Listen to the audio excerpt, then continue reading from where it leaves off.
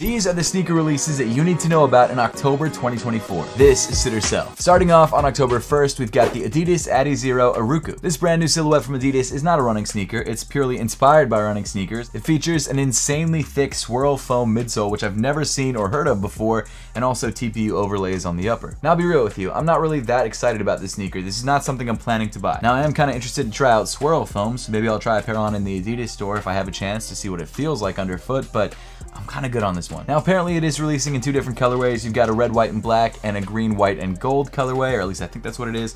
They're all fine. Nothing wrong with them, they look decent, but it's not a shoe I really want to pay $150 for. And because it's a new silhouette, I'm not totally sure what the reception for this shoe is going to be like, but let's be real, it's probably going to sit.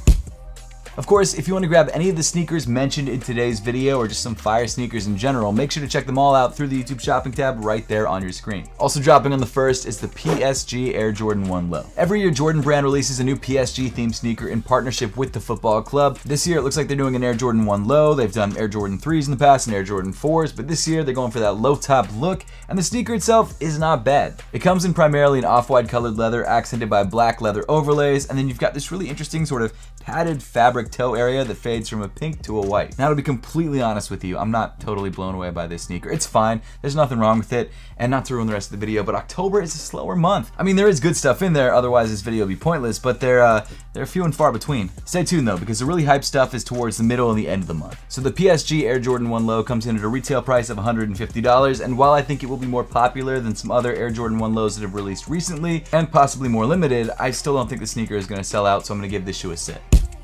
Oh, and by the way, if you're trying to get that $200 StockX gift card that I mentioned in the last video by getting core badges, the second core badge is in the top of the description below. Moving on to October 2nd, we've got the Air Jordan 1 Low 85 black and white. Man, Jordan Brand really let those 85 cuts down. Those sneakers are so incredible, and they've released some good colorways on the 85 cut, which is meant to mirror the original 1985 Air Jordan 1s. But recently, the colorways that have been dropping on the 85s have been lackluster at best, and this is another example of that. I mean, sure, there's always a place for black and white Air Jordan 1s, but if you're looking for a white Air Jordan 1 Low 85, we already have the neutral gray 85 lows, which are an OG colorway and look amazing.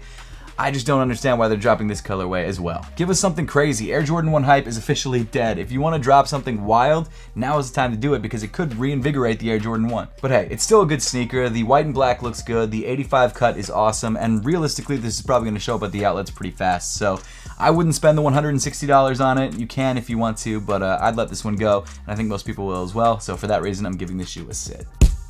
Also dropping on the second is a sneaker that I'm actually really excited for, and that's the Nike Pegasus Wave in coconut milk. So the Pegasus Wave is a new take on the classic Nike Pegasus, at least one of the sneakers from the Pegasus line, and it's inspired by 2000s running sneakers, and you can see it probably takes a lot of inspiration from the Vomero 5s, which is probably exactly why Nike is dropping the sneaker, because they see how popular the Vomero 5s are, and they're like, we could do this again. And I hate to say it because I hate when brands try and hit lightning twice. It just doesn't usually work out. In this situation, I kind of dig the way this sneaker looks, and I plan to grab it. Now with that being said, we did already get the black colorway in the beginning of September. It didn't do too well. However, this colorway in particular I think is incredibly clean. You can actually see all the different panels on the upper of the shoe, and tan sneakers right now fly. I don't exactly know why. I know from my sock brand Apothecary, our sand socks, the tan colored socks, just fly off shelves like crazy. We can't even keep them in stock. It's wild, so I guess it makes sense that tan sneakers also do that too. So this shoe actually features full length Nike Air in the midsole, which makes it incredibly soft underfoot, allegedly, according to Nike. I haven't tried it yet, and I'm kind of interested in trying it. So let me know in the comment section down below if you guys want to see a full review of the Pegasus Wave, because I will do one if you guys ask. Otherwise, I'll probably just buy it for myself and rock it. Now, it does come in at the same retail price as the Vomero 5s, $160, so it's not cheap, but I do think this coconut milk colorway will probably do better than the black colorway, and honestly, based on current resale prices, which are like $20 over retail, which is a lot for a pair of sneakers, it's a GR, I kind of think this sneaker might end up selling out. Moving on to October 3rd, we've got the Adidas Rivalry Crepe. So essentially this shoe is a more premium take on the Adidas Rivalry Low. It features a gum-colored crepe midsole and outsole, which makes it look a little bit more high fashion, even though it's not really a high fashion shoe. You've got nubucks on the upper, the laces are kind of hidden underneath the eye stay. It's a more simple and minimal take on the sneaker, and I actually really like it a lot. So from what I can tell, the shoe is releasing in 3 different colorways. You've got sort of a light pink color, a yellow color, and then a very washed out green color. I'm sure they all have official names, but I couldn't figure out what they are. And genuinely, I would consider spending the $150 on them if I didn't spend a bunch of money on other sneakers this month already. They are fire, they are clean, they're definitely wearable, and it seems like a good everyday office shoe. I don't know if these will take off. I definitely don't think these shoes will sell out, but I do think that they are better than I expected them to be, especially after looking at more images. They look clean. Especially the greenish gray pair. It's kind of sick. I really like it a lot. I also like the pink one. Man, they're all kind of clean. But again, no, I don't think any of these will sell out. Maybe certain sizes, but overall, probably not. After that, we've got the Nike SB Dunk Low Pro Light Carbon Monarch. Nike is just spamming us with Nike SBs, and I'm okay with that. I really like the Nike SB Dunk Low. I think it's an incredible sneaker, but I do think that they're absolutely killing off the hype of the shoe, which is something that they're trying to not do, and they don't seem to understand that pumping out colorways every other day is gonna do it. That being said, this colorway is not bad. I think it's great for fall. You've got this nice orangey suede upper accented by light gray overlays. You've got this tannish yellow Nike swoosh. It's a clean Nike SB Dunk Low. Will it fly off shelves though? Absolutely not. I think I probably will end up seeing this at the Nike outlets. I'm sure it will still be available in stores for a long time to come, and I'm sure they're making a bunch of these. And hey, if you're a fan of Nike SB Dunk Lows and you've wanted a pair of these to skate in or a pair to rock and you haven't been able to buy them because they keep selling out, this is great for you. This is amazing. And they're not even priced badly either. They're $115. They're pretty clean. The suedes or nubucks or whatever they are look very nice, but I just don't think the hype is there. So for that reason, I'm giving these shoes a sit. Also dropping on the 3rd is the Nike Air Terra Humera in hemp and sesame. So I've never really been sure how to classify this sneaker in terms of what it actually is or what the silhouette is. According to Nike, it's a trail running sneaker, and I guess I could see that. I mean, the paneling looks kind of outdoorsy. It's weird to say that about a pair of sneakers because they're all supposed to be outdoor sneakers. Regardless, this shoe is pretty clean. It comes with this tonal tan upper. You've got a bunch of wild paneling that looks like it's right out of the 2000s or even the late 90s. Definitely not a look for everybody, but I know there's people out there who are big fans of the Nike Air Terra Humera. And I'll be real with you, if I see this shoe on the back wall of the Nike outlet for like 30% off and it's dropped down to like $90, I would grab it for 60 bucks. Maybe even more, maybe like 100, 120, I don't know. The retail price is 140, which is honestly not terrible for it, but I don't really see myself rocking this shoe that often, so I don't plan to grab it for myself, and I really don't know what the reception is gonna be like on this shoe because I don't think there's a lot of people out there who are huge Air Terra Humera fans, so because of that, I am gonna give this shoe a sit. Finally, rounding up the 3rd, we've got the Nike KD4 Aunt Pearl. So this shoe is very fittingly releasing in October, Breast Cancer Awareness Month, and is an homage to Katie's Aunt Pearl. The KD4 Aunt Pearls originally released back in 2012 and now are returning 12 years later, and it comes in primarily a pink upper with some silver accents around the heel. I really like this sneaker. I lost my mom to breast cancer back in 2016, so this line has always been kind of special to me. I really like the KD6 Aunt Pearls particularly. So if you want to grab this shoe, again, it drops on October 3rd. It releases for $130. I don't know how limited it's going to be, which I think will determine whether the shoe will sit or sell, but I do think that there is the potential for this shoe to sell, so I'm going to say sell. So if you want this shoe, at least you put in the legwork to grab it, and if it doesn't sell out, hey, easier to grab. I would say sell just because if you want to grab it, enter the raffles, enter all that sort of stuff, so you actually have a chance to buy it if it is more limited, and if it's not more limited, at least you win a raffle, which is tough to do these days.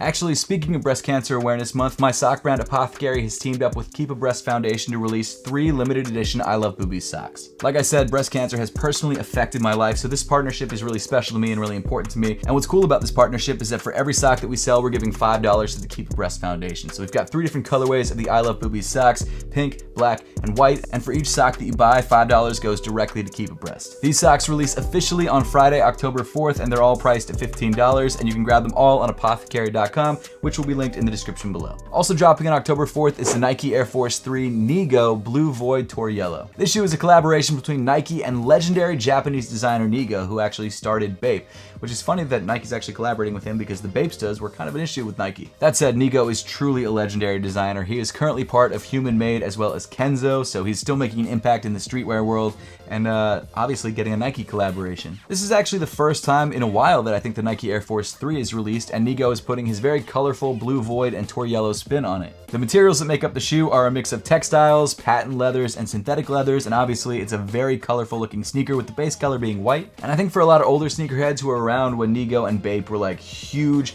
this sneaker is going to be a must cop. I mean, it is a pretty clean look. It's not something that I would wear every single day, but I do like the sneaker and I would like to have it in my collection, and I would definitely pay the retail price of $160, but I don't know if we're gonna have the chance to. Currently, the resale price for a pair in my size on StockX is $438. You can check the resale price for your pair through the YouTube shopping tab right there. That'll take you to StockX. And it's a lot, but that right there just tells you that this sneaker is gonna be incredibly popular and will absolutely sell out. Continuing on to October 5th, we've got the Nike SB Zoom Blazer Low Dancer Skateboards. This shoe is a collaboration between Dancer Skateboards and Nike SB, and the person who founded Dancer Skateboards is actually a rider for Nike SB, which is pretty cool. The shoe is a low-top blazer, and it features black leather on the upper and a metallic silver Nike swoosh, and then this little face on the outsole. I'm not familiar with that face or what Dancer Skateboards is. I actually don't know anything about the brand. I'm sure it has something to do with it. It's a pretty nice-looking low-key pair of Nike SB Blazer lows, and while it's not something that I personally would want to grab, because I don't really skateboard or even really know anything about Dancer skateboards, it is a cool look, and I do think for $110, it's a pretty decent price. Now, to be honest, I'm not sure how Nike SB Blazer lows have been moving. I would assume that they don't move as well as Dunk lows, but I'm not totally sure. So because of that, even though this is a collaboration and even though it's pretty clean, I do think that this shoe will probably end up sitting on shelves. Also dropping on the 5th is the Nike Dunk Low Berlin. According to Nike, this shoe is not only inspired by Berlin, but their underground club scene. And because of that, it features details like no photos allowed on the back of the tongue, which I actually think is pretty cool. It reminds me of that no photos allowed or no resale or not for resale pair of Air Jordan 1s. I forget what the line was. Was it not for resale? I think it was not for resale. Either way, it reminds me of that. The shoe comes in almost entirely black leather, some black leather being tumbled, some being more patent, with some interesting, I guess, printed overlays or textures. You've also got a gray Nike swoosh, gray heel tab, and gray midsole, which is something we don't see a lot of. And my favorite detail, the mini Nike swoosh on the toe. I think that's sick. It also has like a nose ring or belly button ring on the laces, which is a weird touch, and honestly kind of puts me off these shoes. I'll be real with you. I don't know why it bothers me so much, but it really just like, I just don't want these anymore. Not that I really wanted them before, but that's like a definite no-go for me. I literally didn't see that till just now. It's $130. If you want a shoe with a nose ring on it, go for the Berlins. There you go. I actually don't know if they're going to sit or sell. I think in Berlin they'll probably sell, but everywhere else, maybe not. So for that reason, I'm giving these shoes a sit. Another shoe dropping on the 5th is the women's Air Jordan 1 Satin Shadow. It's interesting that so many black and gray shoes are dropping on the same day. I wonder why that is. Either way, this shoe is a satin version of the classic Air Jordan 1 Shadows. It features the same color blocking as those shoes, and it also is basically the same as the satin breads, except instead of a bread colorway, it comes in a shadow colorway. And what's cool about this satin version of the shoe is that the gray accents don't look like flat gray like they do on the Shadows. They look very glossy and almost like metallic, which is kind of a cool touch. It's actually a pretty dope sneaker, I'm not gonna lie. It's $180, so it's not cheap, but it is definitely a clean look. However, knowing how satin Air Jordan 1s have done recently with the bread Air Jordan 1s, one of the most iconic and popular Air Jordan 1 colorways of all time, sitting in the satin variation, which used to be a limited version, would go for $3,000. It's just crazy. It's all crazy. This shoe is probably gonna sit. I think Air Jordan 1 resale in general is just completely dead. I don't think people are that excited about the shoe anymore. And unless it's a Travis Scott, most Jordan 1s, like 98% of them, are gonna end up sitting even if they're like one of the cleaner colorways. So this shoe, while it would have sold out completely 3 years ago, nowadays I'm sure it's going to be going straight to outlets. Yo, Nike's really been putting in work on the descriptions on the sneakers app for their shoes. This one says, new dress shoes just dropped and these ones go hard, which is hard to do considering just how soft the satin upper is. But real ones know. Oh man. Well, it's definitely not ChatGPT. Then potentially also dropping on the 5th is the A Ma Maniére Nike Air Max 95 While You Were Sleeping. So A Ma Maniére released one of the largest collections of sneakers with Nike since Off-White did it back in 2017 with the 10. And A Ma Maniére is releasing their pack for their 10th anniversary. It's called While You Were Sleeping, or the While You Were Sleeping pack. It features 6 different pairs of sneakers. I just reviewed the Air Jordan 4s and the Air Jordan 3s that dropped a little while back. The Air Jordan 39s have also dropped. But I think the next sneaker in line is the Air Max 95s. And while this sneaker is a pretty subtle gradient look, you've got black on the midsole and outsole, and then it sort of fades up to a light tan towards the middle of the shoe. I do think this might be one of the most popular sneakers in the collaboration. Now, we're in a really weird time with sneakers. I mean, Air Jordan 4s, sneakers like this, Air Jordan 4 collaborations are not selling out right now. You can still grab these on the sneakers app, at least at the time of recording this video, which is crazy to me. You can also grab them through the YouTube shopping tab on your screen, probably for under retail. Other shoes like the A Ma Maniére Air Jordan 3s, the black pair, which is the follow-up to one of the most iconic collaborations of the last decade, also not selling out. I bought 2 pairs at the Nike outlets. So it's gonna be really interesting to see what happens with this Air Max 95, because in my head, there's no way this shoe is gonna do better than the Air Jordan 4s. That said, it's possible that it might. We don't know what is going on in sneakers right now, and Air Jordans just don't seem to be hitting like they used to. So it's possible that a more lifestyle, running style sneaker might do better. And out of the remaining 3 sneakers from the collection, this is probably my favorite, with the Air Forces being my it might be tied with that, I'm not sure. But this one, regardless, is going to be more popular than I think people expect, but it might not completely sell out. It is unfortunately retailing for a very high retail price of $190, which is a lot for a pair of anything in general. But to be fair, the Air Jordan 3 started at $250 on Amamanier's website, then dropped down to $225. The Air Jordan 4 started at $225, so you're already paying $35 less than you were for those shoes. But I really genuinely do not know what the hype is going to be like on these. Let me know in the comment section down below if you plan to grab a pair of these. I plan to pick one up, but I'm not sure if everyone does. I will say though, out of the remaining Amamaniere sneakers from the collection that are left to drop, this one probably has the best chance of selling out. So because of that, I am going to give it a sell, but there is also potential that it just sits on the site for a while. Who knows? But I do think if you want a pair of these, try and grab them release day, just to make sure you're not missing out, because it is possible that your size might sell out, or maybe this is the one standout that actually does fly off shelves. Who knows?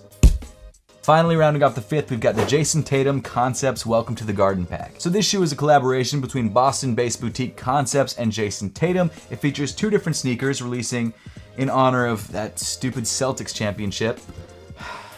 Not that the Sixers really had a chance this year, but I mean, it still sucks to see the Celtics win a championship. Man, okay. Well, the pack comes with 2 different sneakers. You've got an Air Jordan 1 Low and a Jason Tatum 3. I will say, though, that the Jason Tatum 3 does look pretty good, and the Jordan 1 Lows also look pretty good. I don't think I could wear them personally, purely because of what they are, and as a Sixers fan, it hurts too much. It's just too much. I also don't think Lakers fans would be rocking these ones either, but still, it's a very cool collaboration, and it's releasing first as a pack at Concepts for $300 on October 5th, and then the Air Jordan 1 is releasing separately, and I believe the Jason Tatum 3 is also releasing separately on the Sneakers app on October 10th. I think the Air Jordan 1 is $140. I'm not sure exactly what the Jason Tatum 3 will be, if it is releasing separately. It could just be the Jordan 1. But I can tell you for sure that this pack will absolutely sell out, especially because it's releasing first in Boston on the 5th, and I think it's going to resell for a decent amount of money. I don't know what that's going to be, but probably over $300. Moving on to October 10th, we've got the Nike SB Dunk Low, Celestial Gold, and Dark Team Red. This is another kind of random colorway of the Nike SB Dunk Lows. At a distance, I thought it was a court colorway, but apparently it's Celestial Gold, so it's some sort of gold variation with like a maroon on the heel. It's dropping for a retail price of $125, and honestly, I just don't see anyone really grabbing this. It's fire, like don't get me wrong, it's a clean colorway. But let's be real, people don't buy Nike SB Dunks like that anymore. And because of that, I think this is a shoe that you'll see in Foot Locker for a couple weeks to come. Basically, I'm saying it's gonna sit. It might not, but it probably will. Next up, on October 12th, we've got the Air Jordan 1 Low OG Howard University. So I've actually already had a pair of these and I dropped a YouTube short on it. I don't think I'm gonna drop a full review.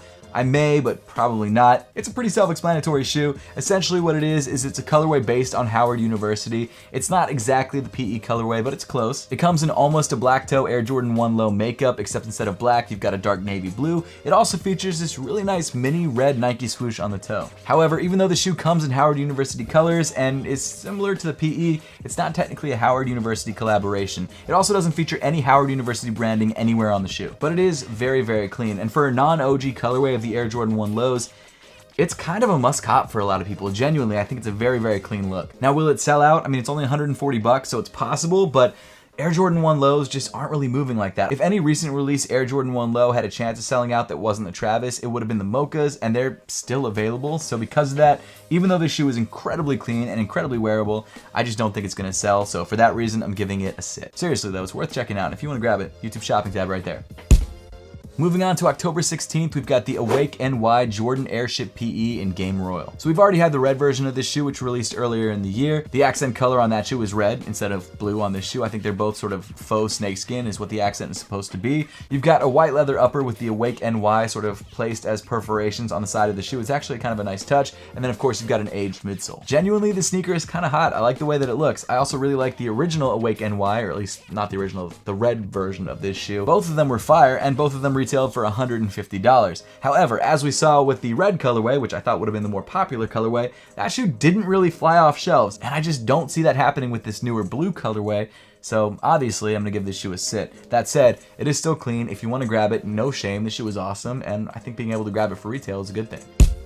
Then on October 17th, we've got the Jordan Tatum 3 10,000 hours. Apparently this shoe is inspired by Jason Tatum's work ethic and obviously putting in 10,000 hours to become an expert at something, which he obviously is.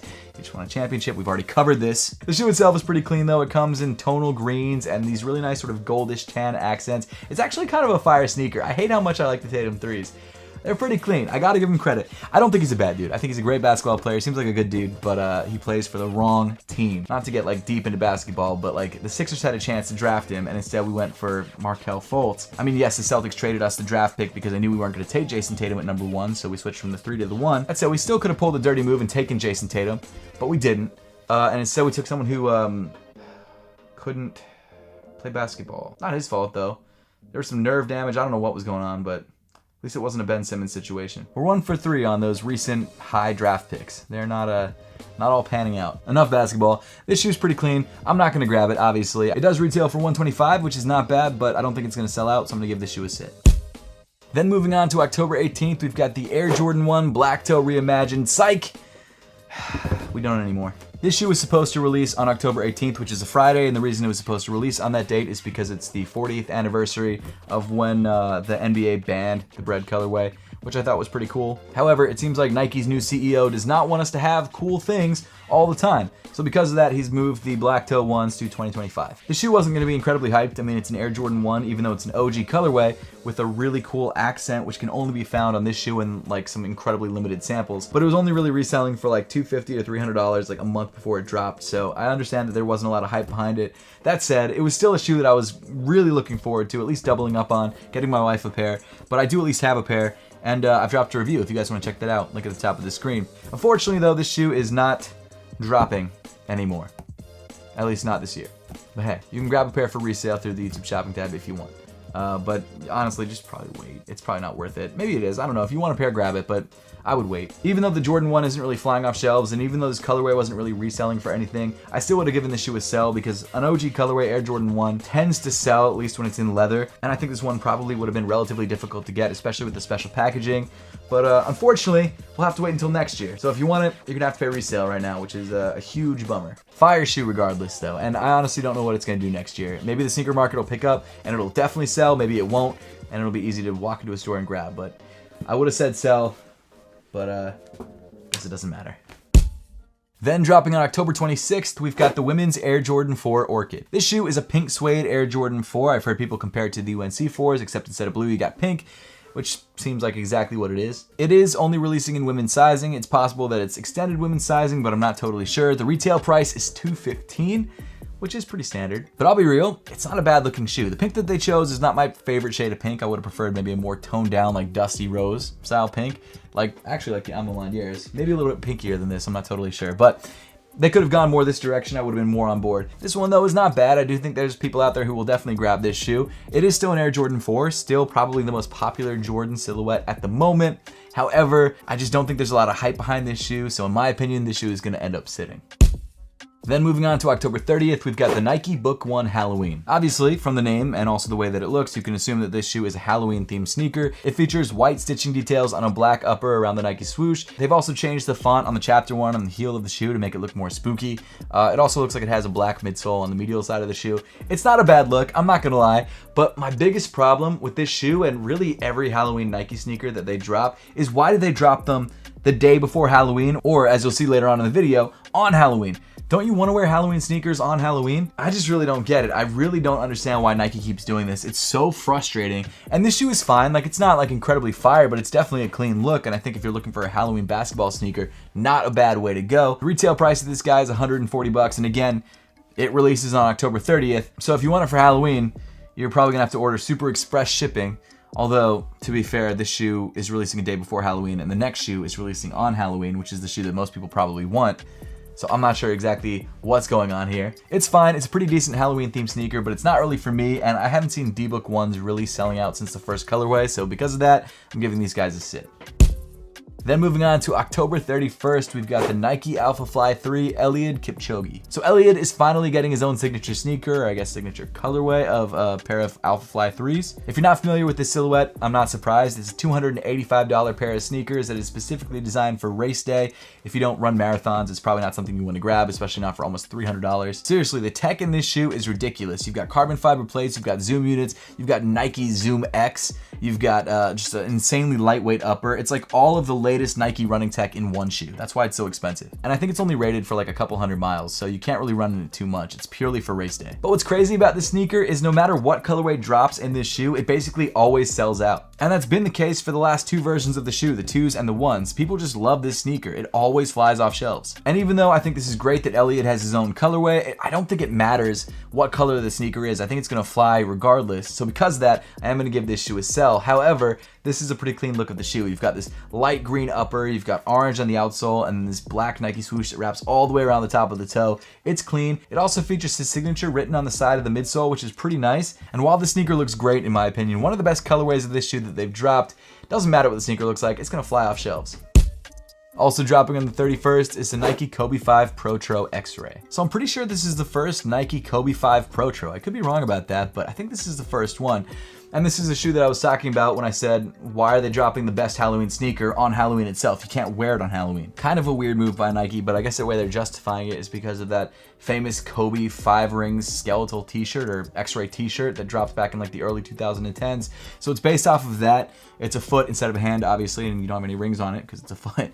But I guess that's maybe the reason why it's okay to drop on Halloween and not actually get to your house on Halloween. All that said though, it's a fire sneaker. It comes in dark blue. It features a white skeleton, which is actually glow in the dark, which is pretty sick.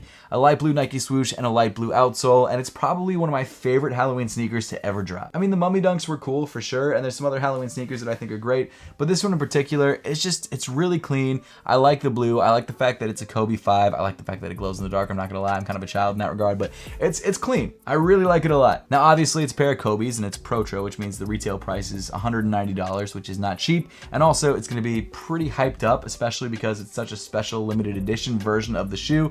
So because of that, obviously I'm giving the shoe a sell, and it's not going to be easy to get. But man, with those black toes out of the way, this might be my favorite release of October. I love this shoe.